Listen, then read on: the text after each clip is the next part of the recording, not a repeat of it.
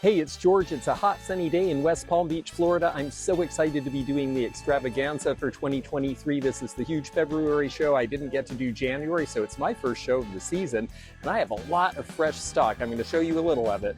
Okay, it's the beginning of my display. I've got the table set and I have my art quarter beginning. All of this is outsider art. The sculpture is a fellow from Baltimore, the New York artist who did the man in the red coat, and then the Gulf Coast artist who did the manscape in the back. All of them are outsider art. Outsider art is big right now. It's a good time to have this sort of thing in West Palm because art is a big seller here. It was pretty amazing getting here at 8 o'clock. It means that the car is half unloaded and it's not even 10. And I have all the tables up and things are ready to go, other than a broken case there that I needed fixed. This is the big show, so there are dealers all down the breezeway and filling that building and filling this breezeway and filling our building, and I understand it is sold out. I've turned off my lights for the evening, but let me show you the booth really quickly, because if you can't get here, I want you to get a shot at looking at it before a lot of this stuff goes away into other collections. And if you can get to the show, well, I want to tempt you because I have a lot of really cool stuff, and so does everyone here. And I just have the good fortune to have a lot of interesting signs right now. I have more than I can spread out until I get set up a little bit. Some other art, listed artists. This is going to be the super quick run through. We've got World War I YMCA posters, signed baseballs, Remington bronze statue. We've got a little bit of Holt Howard and kitchenware. We've got Western. We've got modernism. We have a bunch of outsider art, including people from New York and from the Gulf Coast who are now famous, who were never thought of as someone who would be famous. So those are really fun to show. I've got some really great French bronzes, including clocks.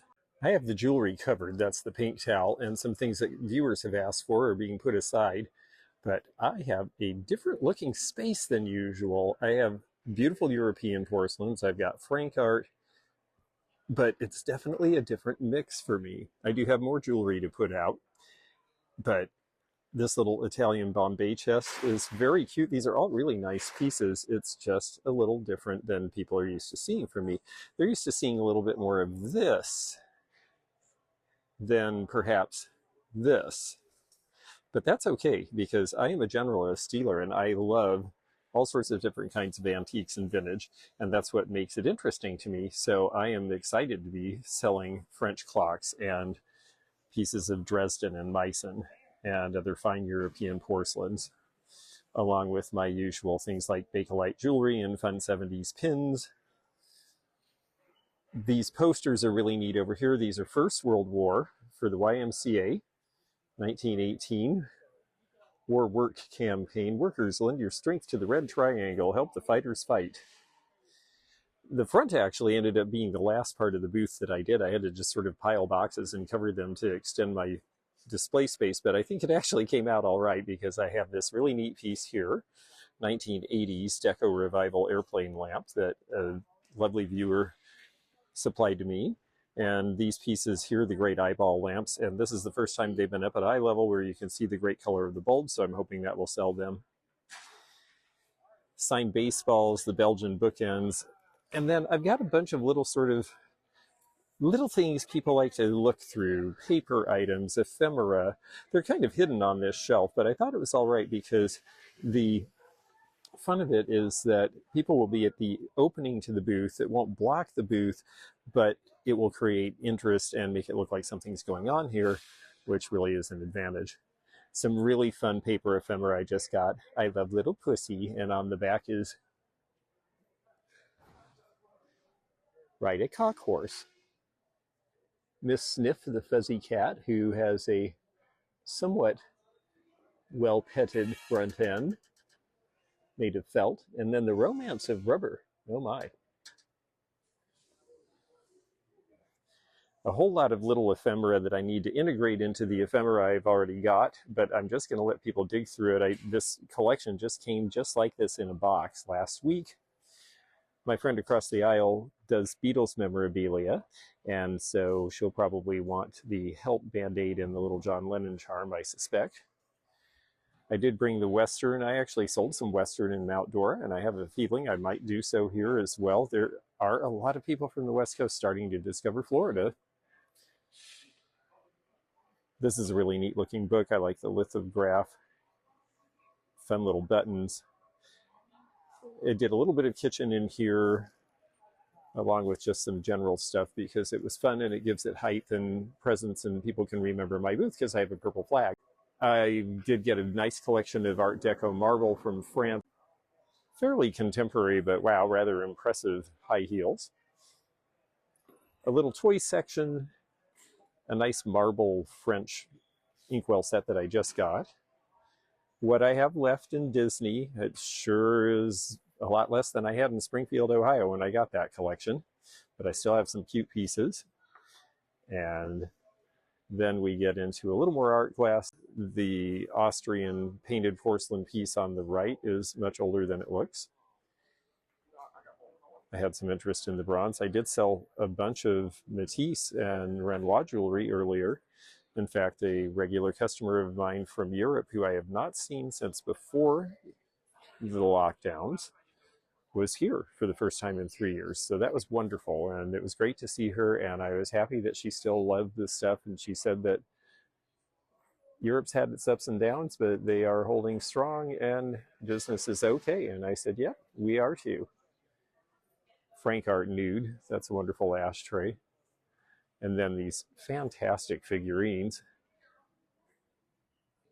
The white are particularly well crafted.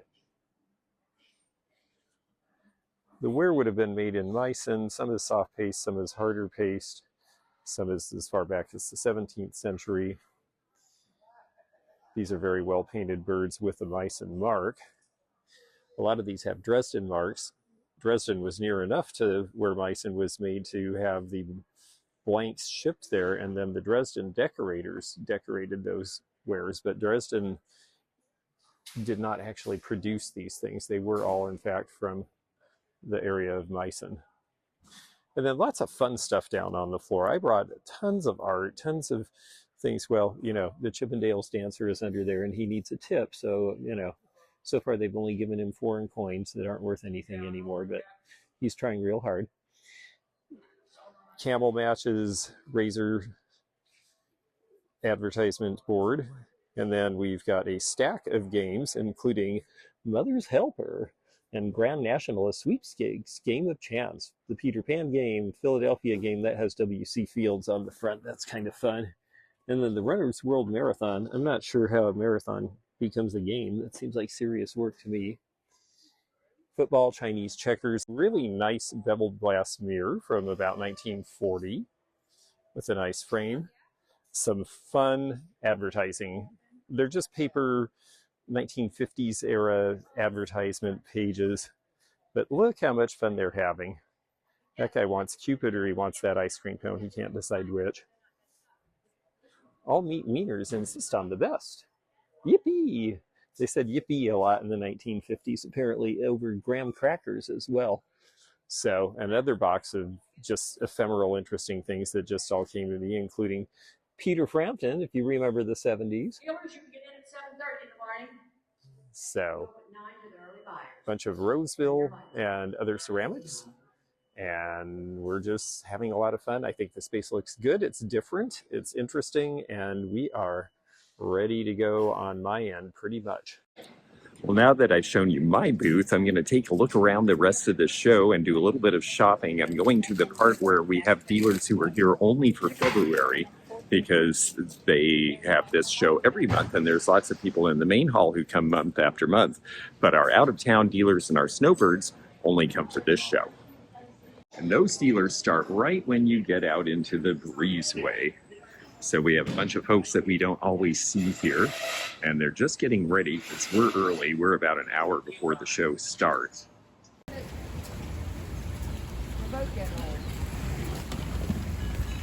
Out in the breezeway between the building that we usually have open and the building that's open for this, we see a slat bench there at $245. Those are really cool.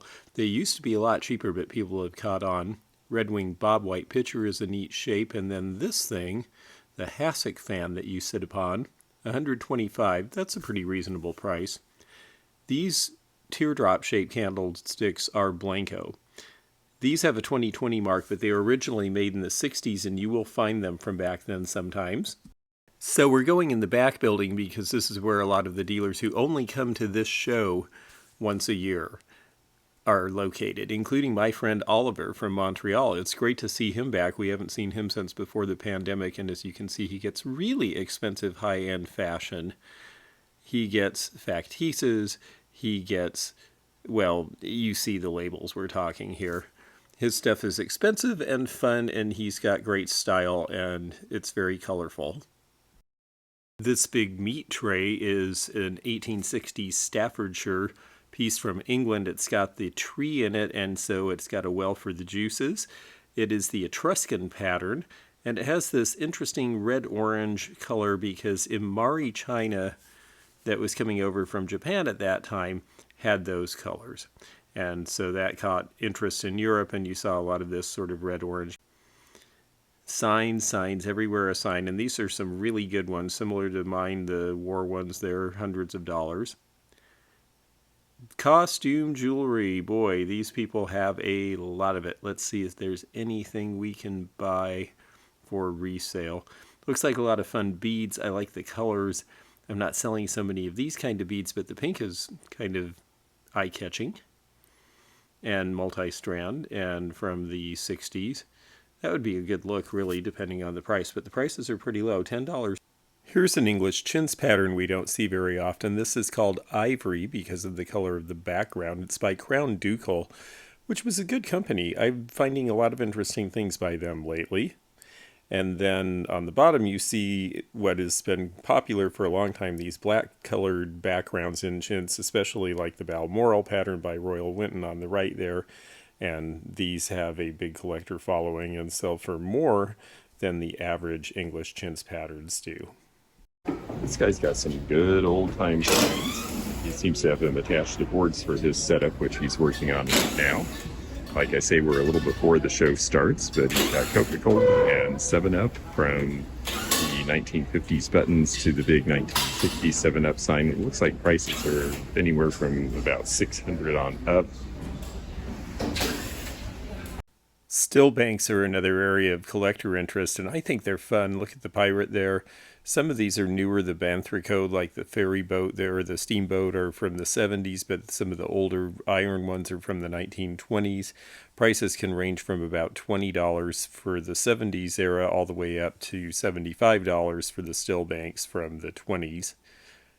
And he has one of the first electric barber poles. Look at that go. That is so cool. 1896. That is fantastic. That had to be a brand new invention then. And it is priced at $5,000 because it is that rare. And look at the condition. That's just amazing. Nice diamond die cabinet too. He really does have some great stuff. I am a big fan of Higgins Glass from Chicago. I was introduced to it by my friend and business partner Tom Gores, who has Epic Antiques in Lander Street Marketplace in Seattle. We used to live in Chicago. He knew the Higgins. He went to their studio. They were producing pieces like this in the 60s, but they kept doing it through the 90s. I love these dropout bowls, the way the center just drops to the bottom like that, and it's fusion, so it's just great. That's the 60s era signature. The gear table is cool. That's interesting, and I love the bachelor chairs. I had a set of these. These are the originals because the originals didn't fold, and those are the correct leather covers, which is great. Sonneman lamps, these are nice, and you can get those bulbs, so don't let that deter you. These could be $500 a pair easily if you sell in the right place, maybe even more. They're just very cool and space agey and interesting looking, and from the 70s, like molecules. I really like jewelry caskets. A ton of them were made. They have an Art Nouveau look. They came out originally around 1900. They're very sweet. Usually they had silk lining originally. Oftentimes that's gone. Sometimes they're too tarnished, so you really have to look at condition, but they can sell.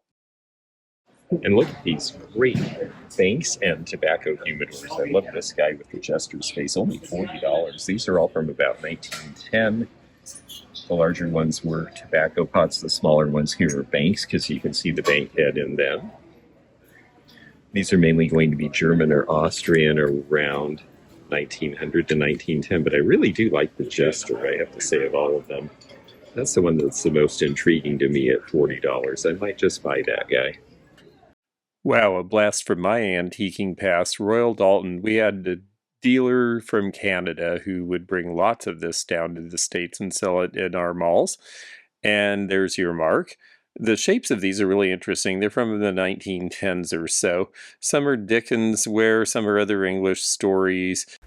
This Enid Collins purse is a really fun one. The owl is great. The colors are great. It's right around 1970, about the time she sold the company. Pennywise.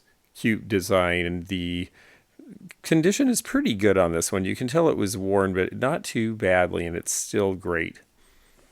Big wooden hair comb, or is it tortoise shell? If it's tortoise shell, you can't really sell it. If it's plastic or wood, you're in business. So be careful. Cute little head bases here, $15 on this one, and then the one next to it with the jewelry, $25. Good prices. I don't see a lot these days. Ooh, some really cool cars here. This is a 1934 vintage siren car, and yes, it does have a working siren. Not a lot of kids would have been able to afford that, even though that was the first year the Depression started to ebb. This is a later cop car from 1964, approximately. This is a Chevy Impala, made in Japan as a battery-operated toy, $395. These are very desirable now as well. And then this back here from about 1935 is the Fire Chief.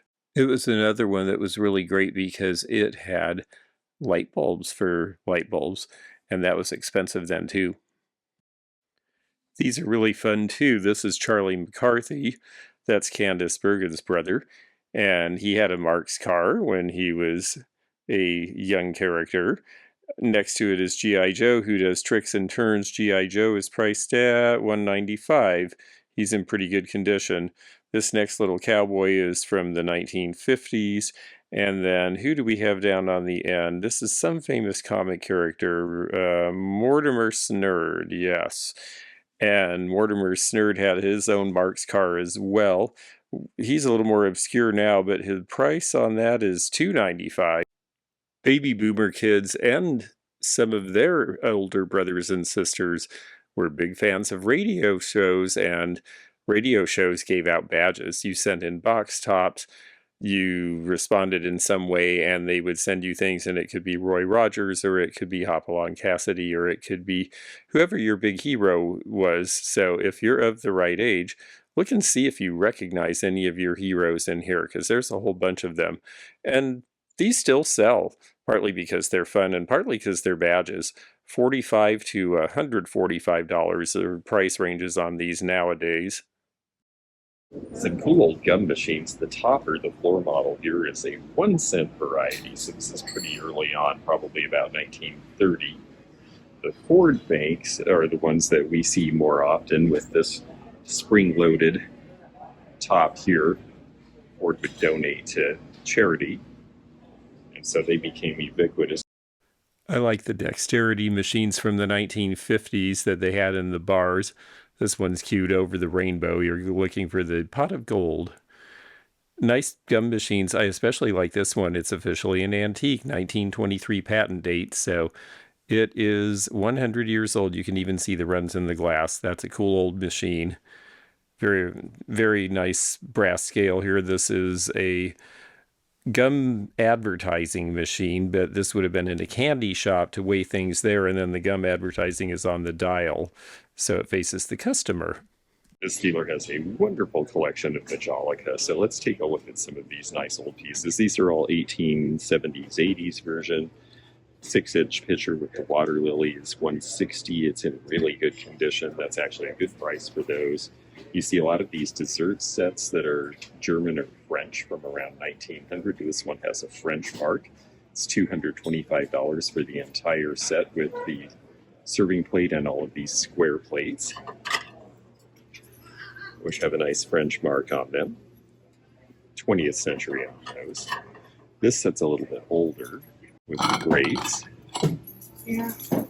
And this has a nice German mark. Majolica was made all over Europe. This is a Wedgwood piece from the 1800s.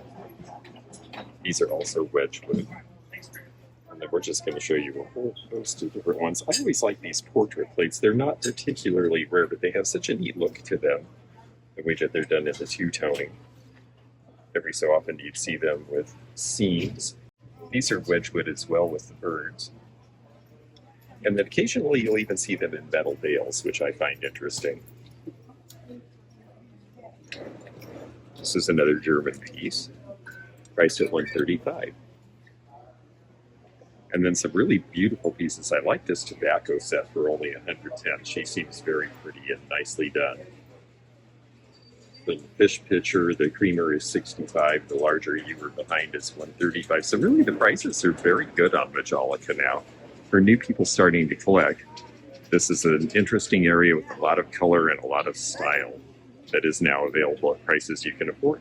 Charles Gibson's girls were so popular in the 1910 era. These are Wedgwood again. Mr. Waddles has come too late, apparently. And so she is rejecting his advances, which is perhaps because he's a bit slovenly. Down here, she's decided she'd rather just read a good book. The Gibson girls were fun. I always get so much out of doing a walk around, and it's so much fun to take you all with me. I see things I haven't seen before, haven't seen in a long time, and get to share them. And if you enjoy sharing this information too, please do subscribe. It doesn't cost anything. Just click that subscribe button, and then you will be able to click the bell to be notified of all of our future videos. We also have membership packages available. You can click the join button or check out the listing in the description under memberships for more information.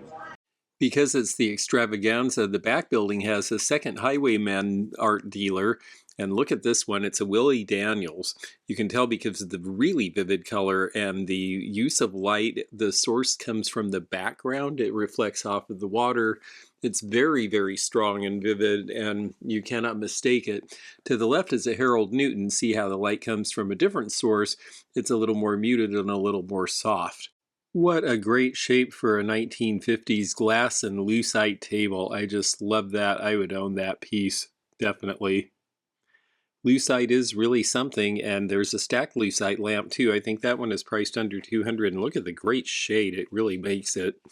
And then the bar set here, they say Art Deco, and it does have an Art Deco look. When you see that satin glass and then the Deco rigs are in silver deposit, this is West Virginia Glass Company, the same people who made Blendo.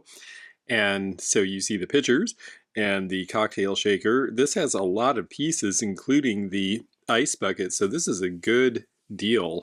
The Masonic apron is old and has metal stitching in the fringe. That definitely tells you an earlier age. It's really a very handsome piece. Not as many collectors these days of fraternal stuff, though. You got a lot of good concrete. Thank you. Actually, that's a great collection. Did that all come from one place? They all have sort of a similar look. So this four is the Four Seasons. That came out of Texas. And that's a true French set of Four Seasons. It's 19th century. And they're actually French ones. Oh, that's so And interesting. if you look, you can see the pebbles. They would call these cast stone. Right, exactly. Yes, because you can see the pebbling in them. Oh, they're really neat, though. And they have two different sets of the Four Seasons that are so different. It's kind of a fun thing to display. Tell me about this animatronic thing over here. Red Goose shoes. See, it's a one of a kind. I have never seen that face with a red goose. Yeah, I know. I look. You can see here, Red Goose shoes. It has north, south, east, west on here, which is weird. You can see the south right here. Yes. Oh, yeah. And there's, but we think it was made by Red Goose for a trade show, one of a kind. Inside the drum, there's a speaker and a mechanism where it would have said something. It's no longer working. Oh, I love the fact that interesting. the animatronics still work. The Yeah. head still works. Just the head So, spinning yeah. is enough. That is so cool. Oh, awesome. Thank you. A carved horn drinking cup. Oh, it's a drinking cup. Yep. Okay, I was So it thinking had it seemed would have too had light here for- where it would have had. You can see there's some damage, but this would have been a wrought iron hook, and that's gone. Somebody put a rope on there. I see. But you can see the heart and the carved flowers and And the the vining date. and the date of 1883. and the initials of the maker. That's so cool. And Wow. I've never seen one this elaborately deep carved before. No, I haven't either. And it's just neat to find anything that's handmade. I mean, that was made by someone for themselves. There's not another one in Well, existence. yeah, and usually when you find these, they're English. Yeah. And they're not deeply carved. Right. This one is innately American, Yeah. Pennsylvania Dutch looking. Everything about it. Yeah. The and design, exactly. And I'm used to seeing them being English, and they're usually powder horns, and Yeah, right, they're yeah, kind of the yeah. same old thing. Oh, Yeah. that's great. Yeah. What an interesting thing. Here is a really interesting painted fabric in a great frame. This looks like something that might have been in a theater. It has a very dramatic figure called Capitanoka. It was whose hand in autumn painted all the trees with scarlet, stained the leaves with red and yellow. He it was who sent the snowflakes sifting, singing through the forest. Well, I guess it's his fault that we have fall and winter, but it's a wonderful piece. There's the entire Pastoria heirloom console set in the pink. You have the console bowl and the two large flared low candlestick holders. If you are really nostalgic for your first car, but you can only afford a piece of it, well, for $3,000 or $4,000 or $5,000, you can have the front clip turned into a table. My dad had a '55 Pontiac like that turquoise thing in the middle there. I think these are really fun and cool, and it's interesting to see how people are repurposing even this stuff. Ceramics that looked spattered with variegated glazes that had more of a handmade finish. The Belgian ones on the left here are an example of that. Very popular around 1920. So is this one a Weller example in the orange and green from the same era. So a tale of two continents doing similar styles because that was what was prevailing in the world at the time.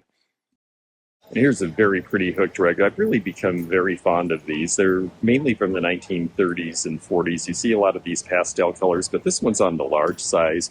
A lot of these were handmade. Sometimes they were done from a pattern. Sometimes they were completely free form. I just think that one has got a lot of nice color to it. Now that collectors are rediscovering these, a lot of them are going on walls rather than floors.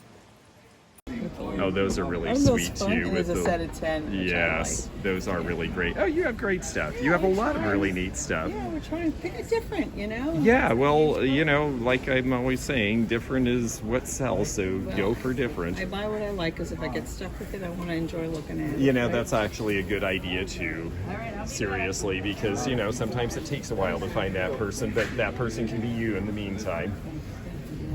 Oh yes, all these little carbide pistols. I remember these when I was a On kid. the original bags. On the original cards, This yeah. is all part of one collection. Neat. It's Wow. got the little corks and old This is a cork. cork shooter? Yeah, from 1960. It belonged how to cute. Wilbur. Isn't that Wilbur. adorable? Aw, that's so great. I love that he etched his name on it. Yeah. You sold these already. They're fantastic. Are they marble? Yeah, they're marble. They're They beautiful. Weigh a ton. I bet they weigh a ton, yeah. They do. We have a pair. Ah, That's the fun part. that's The pair. fantastic. Yeah. Do you mind me asking what they gave? I can't say because it's a dealer. Oh, I understand. Nope. That makes sense. 1,400. You were asking 14. They're Yeah, beautiful. exactly. They're just gorgeous. Wow, how great, and what a nice way to start off. Well, yeah, because he doesn't like to put heavy stuff back in the car. And what's this little device here? This? The cabinet. Yeah, I have no idea. I found the only one I found is that was like it was selling for like $4,000 on first dibs, but Oh, we wow. don't go by that. Well, right. But yeah, $325. It's all handmade, little tiny, It's so and interesting. it's like shell.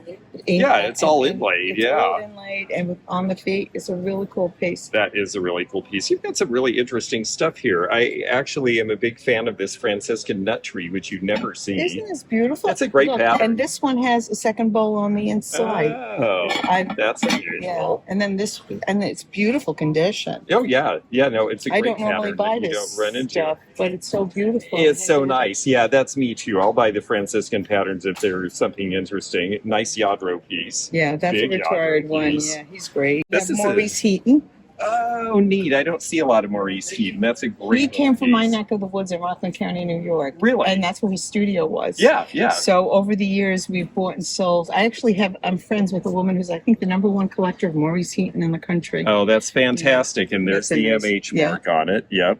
Wow, He that's did a some great amazing piece. stuff. He did really good pieces. Yeah, And and interesting shapes. Yes, and 200 seems about right. I mean, that's where his stuff is these days. Oh, and you got the tumblers with the dancers. Oh, yeah. I always like these silly things. They just make me smile. And this is George Briard, believe it or not. Oh, yes, his 80s stuff. Yeah, Yeah, a lot yeah, of people yeah. haven't seen when he went Memphis style for a few years. Oh, that's what yeah. Memphis style. Yeah, I would Okay. call I had that a client Memphis here style. yesterday who was looking for Memphis style. Mhm, I would say that qualifies because you've got the different colors and the really strong geometry and applied pieces like that. Yeah, that So definitely why is it looks called right. Memphis style? Memphis was the studio that started doing all of that kind of, very geometric, color blocked kind of wherein they did furniture, and Treasure Craft did a line of ceramics that matched it. It became a big thing in the early 80s for a brief moment, and that's absolutely right from that period. That's really cool. I had a customer yesterday who said she has a friend who's doing her whole house in Memphis Wow. style. So she bought actually two beautiful glasses for me. This was too much for her to spend. Memphis style is really cool, but it's very specific, and it's big. So tell us your name again. Walter Dworkin? Walter Dworkin is the author of the 2 compendiums on Holt Howard, and he is getting this really lovely milk glass from me, the tumbler, which I think that's in your book. Well, we are so grateful that you wrote the book, and a whole bunch of us love it out there. I do a YouTube blog, and I'm actually going to tell everybody that they should go run and get your book if they love Holt Howard, and a whole lot of you do. So go check it out because it's full of great information. Yeah, whatever copies are left, mostly are on Amazon.com. Excellent. And I did a Christmas book too, Vintage Christmas Collectibles. Ooh. And that's got a load of Holt Howard in it also. Oh, that's right, because they started in Christmas. Yeah, they sure did. Oh, fantastic. Well, thank you for talking to us for a moment. Great. And thank you for buying that. Well, we got to do a little looking in that back building. I have to go open now. This is the opening morning of the show, and I'm really excited to see who shows up. I hope a lot of viewers show up. I am looking forward to seeing a lot of our regular customers here. If you enjoyed this video, check out this one. Also, click thumbs up to like this video and check the description for information about our Patreon, our memberships. We've got a lot of different levels with different perks and bonus videos and early content. Also, please do check out our website, theantiquenomad.com, for appraisal help. And we'll see you again for more adventures in the antique and vintage community soon. Bye for now.